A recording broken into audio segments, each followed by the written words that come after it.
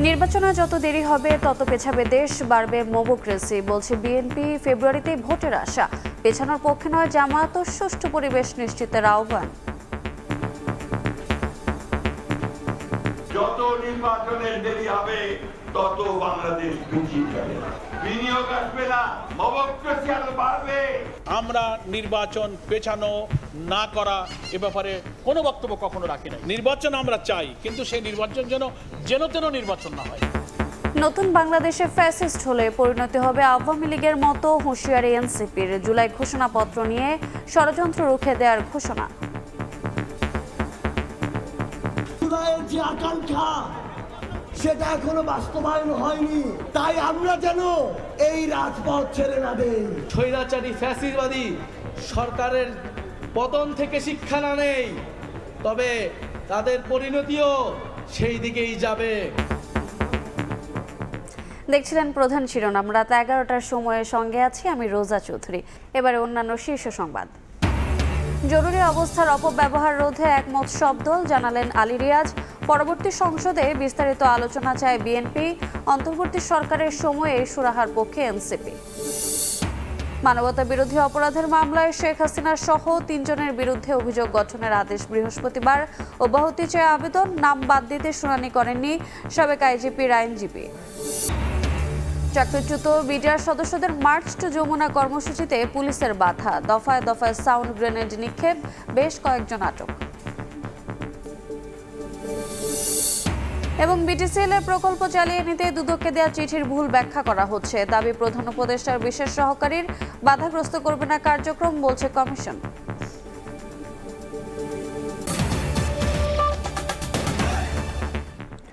নির্বাচন যত দেরিতে হবে ততই পিছিয়ে যাবে দেশ, বাড়বে মোবোক্রেসি।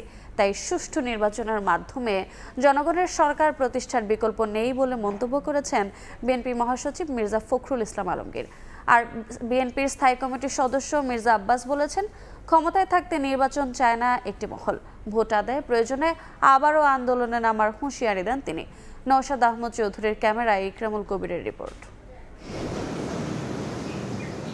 একদিনের সফরে পূর্ণভূমি সিলেটে পৌঁছে হযরত শাহজালাল রহমতুল্লাহি আলাইহির মাজার জিয়ারত করেন বিএনপি মহাসচিব মির্জা ফখরুল ইসলাম আলমগীর। সঙ্গে ছিলেন স্থানীয় নেতাকর্মীরাও। পরে সাংবাদিকদের প্রশ্নের উত্তরে বিএনপি মহাসচিব বলেন, ফেব্রুয়ারিতে নির্বাচনের বিষয়ে প্রধান উপদেষ্টার আশ্বাসে আশ্বস্ত তারা। গণতন্ত্র ফিরিয়ে এলে সঠিক পথে এগিয়ে যাবে দেশ। ফেব্রুয়ারিতে নির্বাচনের একটা মোটামুটি আলোচনা হয়েছে। আমরা সবাই আশাবাদী যে এই নির্বাচনের মধ্য দিয়ে দেশ জাতি গণতন্ত্রে ফিরে যাবে এবং জনগণের যে গণতান্ত্রিক অধিকার সেটা প্রতিষ্ঠিত হবে, এবং যেটাকে আমরা বলি যে রাইট ট্র্যাকে দেশ উঠবে বলে আমরা বিশ্বাস করি। পরে শহরের সানরাইজ কমিউনিটি সেন্টারে বিএনপি চেয়ারপারসন বেগম খালেদা জিয়া ও ভারপ্রাপ্ত চেয়ারম্যান তারেক রহমানের রোগ মুক্তি ও সুস্বাস্থ্য কামনায় দোয়া অনুষ্ঠানে যোগ দেন বিএনপির নেতারা।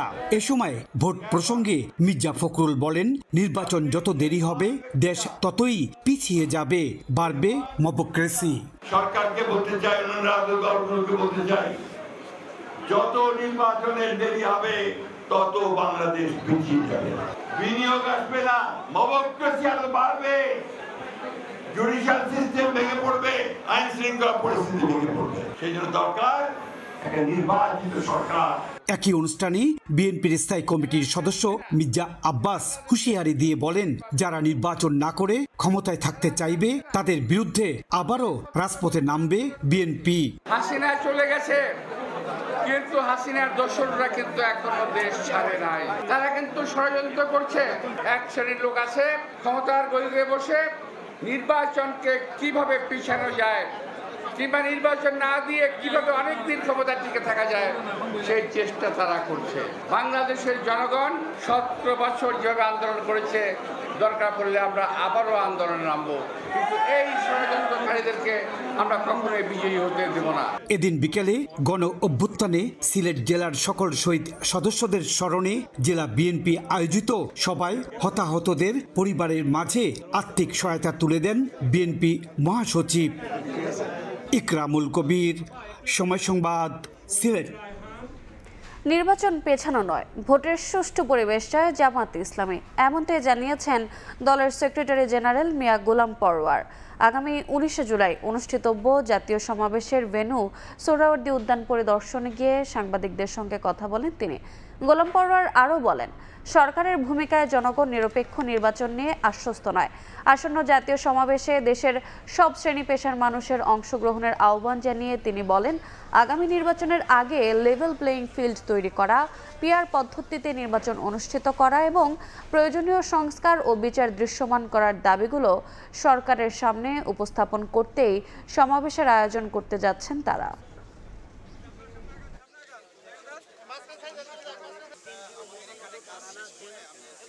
আমরা নির্বাচন পেছানো না করা এ ব্যাপারে কোনো বক্তব্য কখনো রাখি নাই। বক্তব্যটা বুঝতে হবে। আমরা বলেছি, আমাদের আমির সাহেব বলেছেন, নির্বাচন আমরা চাই, কিন্তু সেই নির্বাচন যেন তেন নির্বাচন না হয়। তো যেন তেনর অর্থই হলো কোনো দিকে প্রশাসন ঝুঁকে পড়বে, নিরপেক্ষ হবে না, আবার ইলেকশন ইঞ্জিনিয়ারিং হবে, আবার প্রশাসন জবরদস্তি করবে, কেন্দ্র দখল হবে। এই জাতীয় ইলেকশনকে আমাদের আমিরে জামাত মিন করেছেন যে নির্বাচন আমরা হতে দেব, কিন্তু যেন তেন নির্বাচন হতে দেব না। আর সরকারের ভূমিকায় এখনো জনগণ সংশয়ের মধ্যে আছে। নতুন বাংলাদেশে ফ্যাসিস্টের মতো আচরণ করলে আওয়ামী লীগের মতো পরিণতি হবে বলে হুঁশিয়ারি দিয়েছেন এনসিপির আহ্বায়ক নাহিদ ইসলাম। জুলাই পদযাত্রার 7ম দিনে নাটোরে পথসভায় তিনি আরও বলেন, জুলাই ঘোষণাপত্র নিয়ে কোনো ষড়যন্ত্র মেনে নেওয়া হবে না।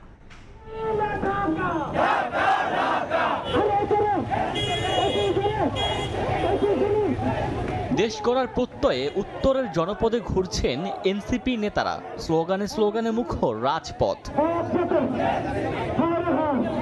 দুর্নীতি আর চাঁদাবাজ মুক্ত রাষ্ট্র গঠনের শপথ। 7ম দিনে পদযাত্রার সূচনা হয় নাটোরে। শহরের মাদ্রাসা মোড়ের স্বাধীনতা চত্বরে পথসভায় এনসিপির শীর্ষ নেতারা বলেন, গণ অভ্যুত্থানের আকাঙ্ক্ষা বাস্তবায়ন না হওয়া পর্যন্ত রাজপথ ছাড়া যাবে না। নতুন বাংলাদেশে ফ্যাসিস্ট হলে আওয়ামী লীগের মতোই পরিণতি হবে বলে হুঁশিয়ারি দেন তারা। বাংলাদেশের নারীরা যদি নেমে না আসতো, এই অভ্যুত্থান সফল হতো না। নারীদের ত্যাগ, নারীদের বিসর্জন, এই সব কিছু বাংলাদেশকে পরিবর্তন করবে। এই নাটোরে কি কোনো চাঁদাবাজের ঠাঁই হবে? দখলদারের ঠাঁই হবে? সিন্ডিকেটের ঠাঁই হবে? যারা ক্ষমতায় দীর্ঘায়িত হইতে চেয়েছিল তারা আজকে বাংলাদেশে তাদের ঠাঁই হয় না। স্বৈরাচারী ফ্যাসিবাদী সরকারের পতন থেকে শিক্ষা না নেই, তবে তাদের পরিণতিও সেই দিকেই যাবে। এরপর সিরাজগঞ্জের উদ্দেশ্যে শুরু হয় পদযাত্রা। শহরের স্টেশন বাজার এলাকায় আরেকটি পথসভায় চলমান সংকট ঐক্যবদ্ধ হয়ে মোকাবিলার আহ্বান জানান এনসিপি নেতারা। বলেন, দেশে এমন সংস্কার প্রয়োজন যেন আর কোনো স্বৈরাচারের জন্ম না হয়। বাংলার আকাশে সংকট ঘনীভূত হচ্ছে। এই সংকটের বিরুদ্ধে লড়াইয়ের জন্য আমাদের ঐক্যবদ্ধ হওয়ার কোনো বিকল্প নাই। অতীত ফ্যাসিবাদের বিরুদ্ধে এবং আগাম ষড়যন্ত্রের বিরুদ্ধে আমাদের শক্ত অবস্থান জারি রাখতে হবে। আমরা পুরনো রাষ্ট্রে, পুরনো দেশের সিস্টেমে ফেরত যেতে চাই না। সংস্কার লাগবে, সংস্কারের মাধ্যমে নতুন দেশ লাগবে। এমনও সংস্কার লাগবে যাতে বাংলাদেশে আর কেউ কখনো স্বৈরাচারী হতে পারে না। পথসভায় সন্ত্রাসী ও চাঁদাবাজদের বিরুদ্ধে সবাইকে সোচ্চার হওয়ার আহ্বান জানান এনসিপি নেতারা। ওমর ফারুক, সময় সংবাদ।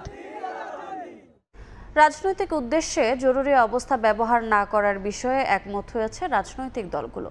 বিকেলে দ্বিতীয় ধাপে 10ম দিনের আলোচনা শেষে কথা জানান ঐকমত্য কমিশনের সহ সভাপতি আলী রিয়াজ। তবে কি উপায়ে জারি হবে জরুরি অবস্থা তা নিয়ে ভিন্ন ভিন্ন মতামত দেয় দলগুলো। সংস্কার ইস্যুতে সংলাপের ধারাবাহিকতায় সোমবার রাজধানীর ফরেন সার্ভিস একাডেমিতে রাজনৈতিক দলগুলোর সঙ্গে আলোচনায় বসে জাতীয় ঐকমত্য কমিশন। আলোচনা হয় উপজেলা পর্যায়ে অধস্তন আদালতের সম্প্রসারণ ও জরুরি অবস্থা ঘোষণা বিষয়ে। এদিন আলোচনাকে সফল উল্লেখ করে ঐকমত্য কমিশনের সহসভাপতি জানান, উপজেলা পর্যায়ে অধস্তন আদালত স্থাপন ও রাজনৈতিক সুবিধার জন্য জরুরি অবস্থা ব্যবহার না করার বিষয়ে একমত হয়েছে দলগুলো। বিদ্যমান সংবিধানের 141 যে অনুচ্ছেদ আছে তার ক খ গ সমস্ত কিছুর ক্ষেত্রেই এইটা সংশোধন সংযোজন বিযোজন পরিবর্তন করার ব্যাপারে ঐকমত্য হয়েছে। জরুরি অবস্থা কোনো অবস্থাতেই কোনো পরিস্থিতিতেই রাজনৈতিকভাবে ব্যবহৃত না হয় সেটা নিশ্চিত করার বিষয়ে ঐকমত্য হয়েছে। তবে কি উপায়ে জারি হবে জরুরি অবস্থা তা নিয়ে নানা মত তুলে ধরেন রাজনৈতিক দলের প্রতিনিধিরা। ঐকমত্য কমিশন বলেছে প্রেসিডেন্ট মন্ত্রী পরিষদের লিখিত অনুমোদনের ভিত্তিতেই জরুরি অবস্থা ঘোষণা করবেন, এটা প্রস্তাব। আমরা একটা দ্বিমত করেছি না, আমরা প্রস্তাব করেছি একটা যদি সংসদীয় কমিটি থাকে, এই সংসদীয় কমিটির মধ্যে সরকার থাকবে, বিরোধী দল থাকবে, তাহলে এখানে ব্যালেন্স অফ পাওয়ার থাকবে। জরুরি আইনের বিধান এখনো হয়তো থাকার প্রয়োজন আছে, কিন্তু নাগরিক অধিকার মৌলিক অধিকার যাতে খর্ব না করা যায় না হয় ওইটাকে ভিত্তি রেখে করতে হবে আলোচনার মধ্য দিয়ে। বাংলাদেশ অতীত অভিজ্ঞতা খুবই খারাপ, এগুলোকে অ্যাবিউজ করা হয়েছে। তবে সংশ্লিষ্ট বিধানে পরিবর্তন ও সংশোধনে পরবর্তী সংসদে বিস্তারিত আলোচনা হতে পারে বলে মত দেয় বিএনপি, যদিও অন্তর্বর্তী সরকারের সময়ে সুরাহা চায় এনসিপি। বিস্তারিত কি কি নাগরিক অধিকার স্থগিত হবে না হবে, কি কি বিধান আরো সংযোজিত হবে, পরিবর্তন করা হবে, এই বিষয়ে বিস্তারিত আলোচনা সংসদে হওয়াই ভালো এবং জাতীয় সংসদে বিস্তারিত ডিবেটের মধ্য দিয়ে এটার সংশ্লিষ্ট বিভিন্ন বিধানে পরিবর্তন বা সংশোধন আনা যাবে। আর প্রয়োজনে সেটার অনুবলে হয়তো আইনও প্রণয়ন করা যেতে পারে। সংস্কার বিষয়টাকে পার্লামেন্টের দিকে ঠেলে দেওয়ার চেষ্টা করা হয়েছে। জাতীয় নাগরিক পার্টি এনসিপি মনে করে সংস্কারের ম্যান্ডেট এই সরকারের হাতেই রয়েছে, পরবর্তী সংসদের কাছে সংস্কারের কার্যভারকে ছেড়ে দেওয়ার আমরা পক্ষপাতী নই। এর আগে সূচনা বক্তব্যে কমিশনের সহসভাপতি আলী রিয়াজ বলেন, দলগুলোকে কোনো কিছু চাপিয়ে দিচ্ছে না কমিশন, বরং বিভিন্ন ক্ষেত্রে রাজনৈতিক দলগুলোর বক্তব্য আমলে নিয়ে আনা হচ্ছে সংশোধনী প্রস্তাব। ফারুক ভিয়া, রবিন, সময় সংবাদ, ঢাকা। সাবেক প্রধানমন্ত্রী শেখ হাসিনা, আসাদুজ্জামান খান কামাল, চৌধুরী আব্দুল্লাহ আল মামুনের বিচার শুরু হবে কিনা জানা যাবে বৃহস্পতিবার। সোমবার শুনানি শেষে আদেশের এদিন ধার্য করেন আন্তর্জাতিক অপরাধ ট্রাইব্যুনাল। এর আগে শেখ হাসিনা ও কামালকে নিরপরাধ দাবি করে মামলা থেকে অব্যাহতির আবেদন করেন রাষ্ট্রনিযুক্ত আইনজীবী। করা হয়, নির্যাতন করা হয়, প্রাণঘাতী অস্ত্র। শেষ হলো জুলাই আগস্টের মানবতাবিরোধী অপরাধের মামলায় শেখ হাসিনা, আসাদুজ্জামান খান কামাল, চৌধুরী আব্দুল্লাহ আল মামুনের অভিযোগ গঠনের শুনানি। তাদের বিচার শুরু হবে কিনা 10 জুলাই সেই ফয়সালা করবেন আন্তর্জাতিক অপরাধ ট্রাইব্যুনাল।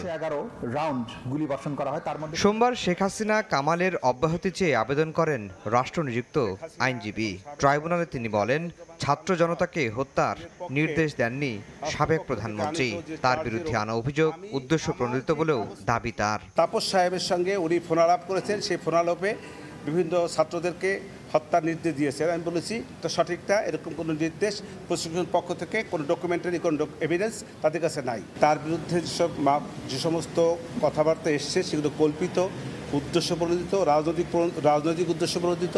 রাষ্ট্রনিযুক্ত আইনজীবীর বক্তব্যের জবাব দেন চিফ প্রসিকিউটর। তিনি বলেন, অভিযোগ সত্য নাকি মিথ্যা এর প্রমাণ হবে সাক্ষ্য প্রমাণে। সবকিছুই নির্ধারণ হবে বিচারে এসে। এখনো বিচার আনুষ্ঠানিকভাবে শুরু হয় নাই, বিচার শুরু হবে চার্জ গঠনের মধ্য দিয়ে। অতএব চার্জ গঠন না হলে এই কথাগুলো উনি যে বলছেন বা আমরা যে কথাগুলো অভিযোগগুলো এনেছি এটা সত্য কি নয় সেটি নিরূপণ হবে বিচারে। অতএব বিচার শুরু হোক চার্জ গঠনের মাধ্যমে, তখন দেখা যাবে এটা সত্য কিনা। যদি এটা সত্য না হয় তাহলে ওনারা খালাস পাবেন। এদিন হাজির করা হয় সাবেক পুলিশ মহাপরিদর্শক চৌধুরী আব্দুল্লাহ আল মামুনকে। তবে তিনি মামলা থেকে অব্যাহতি চেয়ে কোনো আবেদন করেননি।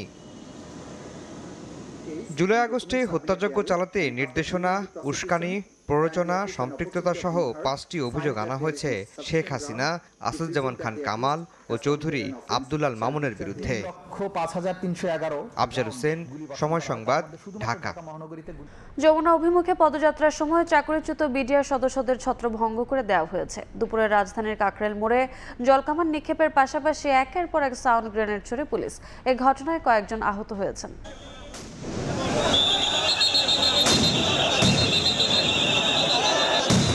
দফায় দফায় সাউন্ড গ্রেনেড, জলকামান আর ধাক্কাধাক্কিতে উত্তপ্ত হয়ে ওঠে রাজধানীর কাকরাইল মোড়। সকালে শাহবাগের জাতীয় জাদুঘরের সামনে অবস্থান কর্মসূচি পালন করেন চাকরিচ্যুত বিডিআর সদস্যরা। দাবি পূরণে সাড়া না পেয়ে যমুনা অভিমুখে পদযাত্রা শুরু করেন তারা। এ সময় পথে একাধিকবার পুলিশের বাধা উপেক্ষা করে কাকরাইল মোড়ে অবস্থান নেন আন্দোলনকারীরা। এক স্বৈরাচার সরকারকে আমরা পতন করছি, এই সরকার কি আমাদের দুঃখটা বুঝবে না? যেদিন দাবি আদায় হবে লিখিতভাবে সেই দিন আমরা চলে যাব। পরে চাকরিচ্যুত বিডিআর সদস্যদের ছত্রভঙ্গ করতে জলকামান নিক্ষেপ করে পুলিশ। ছোড়া হয় একের পর এক সাউন্ড গ্রেনেড। তীব্র ধোঁয়া আর হট্টগোলে ছড়িয়ে পড়ে আতঙ্ক। দুই রকমের জলকামান মারছে আমাদের উপরে। আমরা আর বাঁচতে চাই না এই বাংলার বুকে। আমরা তো কোনো উচ্ছৃঙ্খল বাহিনী নয়, আমরা সুশৃঙ্খল বাহিনী। আইন শৃঙ্খলা বাহিনী বলছে সড়ক ছাড়তে 10 মিনিট সময় দেওয়া হলেও সরেনি আন্দোলনকারীরা। শেষ পর্যন্ত বাধ্য হয়ে ব্যবস্থা নিতে হয়। আমরা ডিসপাস করার জন্য যেটা করার দরকার, ওরার কারণ বা ওই যে সাথে বোম যেটা সাউন্ড গ্রেনেড, এটা মারা হয়েছে। এ ঘটনায় বেশ কয়েকজন আটক করা হয়েছে বলে জানান পুলিশের এই কর্মকর্তা। তানভীর হাসান মেঘ, সময় সংবাদ, ঢাকা। একটি আন্তর্জাতিক প্রতারক চক্রের 3 সদস্যকে গ্রেফতার করেছে র্যাব 1। ভুক্তভোগীদের কাছ থেকে পাওয়া তথ্যের ভিত্তিতে রাজধানীর বসুন্ধরা আবাসিক এলাকায় র্যাব 1-এর একটি দল অভিযান চালিয়ে তাদের গ্রেফতার করে। গ্রেফতারকৃতদের মধ্যে আছেন 2 নাইজেরিয়ান নাগরিক এবং তাদের বাংলাদেশি সহযোগী সুইটি আক্তার। সামাজিক যোগাযোগ মাধ্যমে বিদেশি নম্বর ব্যবহার করে বিনিয়োগের প্রলোভনে ক্ষুদ্র ও মাঝারি ব্যবসায়ী সহ সাধারণ মানুষকে টার্গেট করে লাখ লাখ টাকা হাতিয়ে নেওয়ার অভিযোগ উঠেছে চক্রটির বিরুদ্ধে।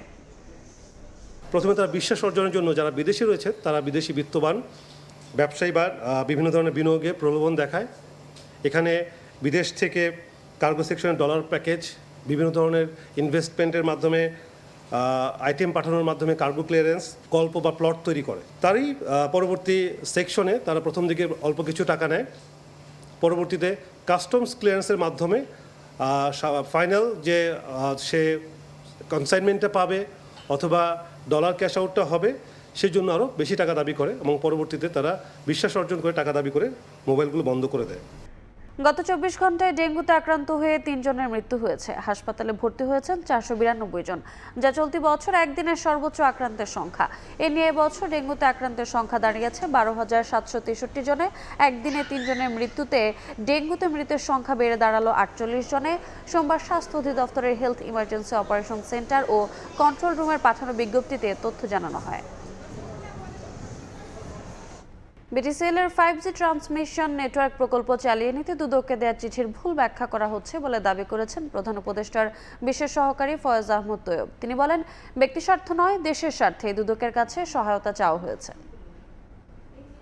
দুদককে থামিয়ে দিতে বিশেষ সহকারীর চিঠি। 150 কোটির প্রকল্পে ব্যয় 326 কোটি টাকা।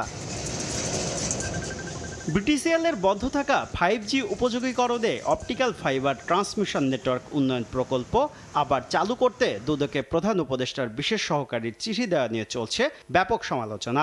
সোমবার ফরেন সার্ভিস একাডেমিতে ব্রিফিংয়ে এ বিষয়ে নিজের অবস্থান তুলে ধরেন প্রধান উপদেষ্টার বিশেষ সহকারী। আমি সুস্পষ্টভাবে বলতে চাই, আমি এবং আমার মন্ত্রণালয়ের বর্তমান দায়িত্বপ্রাপ্ত আমরা যারা আছি তারা কোনো ধরনের কোনো দুর্নীতিতে জড়িত নই। এর আগে সময় সংবাদকে দেওয়া সাক্ষাৎকারে বলেন, এই প্রকল্পে বিশ্বমানের যন্ত্রপাতি সরবরাহ করবে ভেন্ডররা। ইতোমধ্যে 290 কোটি টাকা পরিশোধ করেছে সরকার। আইপি প্রজেক্ট নামে আরেকটা প্রজেক্ট আছে, সেই প্রজেক্টটা ডিডব্লিউডিএম প্রজেক্টের কারণে সম্পূর্ণ করা যাচ্ছে না। ফলে আমরা যদি দুটো প্রজেক্ট একসাথে বাস্তবায়ন করতে না পারি তাহলে সমুদয় প্রায় 600 কোটি টাকার প্রজেক্ট নষ্ট হয়ে যাবে। চাহিদা মাত্র 26 টেরাবাইট ব্যান্ডউইথের, অথচ কেনা হচ্ছে 126 টেরাবাইট সক্ষমতার যন্ত্রপাতি। এমন অভিযোগেরও ব্যাখ্যা দেন তিনি। মিসিং কম্পোনেন্ট ছিল, সেখানে ক্যাশ ট্রাফিক যোগ করা হয়নি এবং সেখানে রিডান্ডেন্সি যোগ করা হয়নি। এই দুটো ট্রাফিক যদি আপনি যোগ করেন তাহলে 126 টেরাবাইটের যে ক্যাপাসিটি, এই ক্যাপাসিটি আমি কোনো ভুল দেখি না। এদিকে প্রধান উপদেষ্টার বিশেষ সহকারীর চিঠি অনুসন্ধান কার্যক্রমে কোনো প্রভাব ফেলবে না বলে জানিয়েছে দুদক। দুদকের কার্যক্রম কোনো প্রকার বাধাগ্রস্ত হবে না। শুভ খান, সময় সংবাদ, ঢাকা। খুলনায় 2 ঘন্টার বৃষ্টিতে নগরের বিভিন্ন এলাকায় জলাবদ্ধতার সৃষ্টি হয়েছে। বিকেল 4টা থেকে সন্ধ্যা 6টা পর্যন্ত কখনো ভারী কখনো হালকা বৃষ্টি হয়। এতে তলিয়ে যায় নগরের রয়্যাল মোড়, পিটিআই মোড়, রূপসা, সোনাডাঙ্গা, খালিশপুরের বিভিন্ন সড়ক। সড়ক তলিয়ে যাওয়ায় দুর্ভোগে পড়েন পথচারীরা। যানবাহন চলাচলেও ভোগান্তি হয়। ড্রেনেজ ব্যবস্থার বেহাল দশার কারণে এমন জলাবদ্ধতা বলে অভিযোগ নগরবাসীর।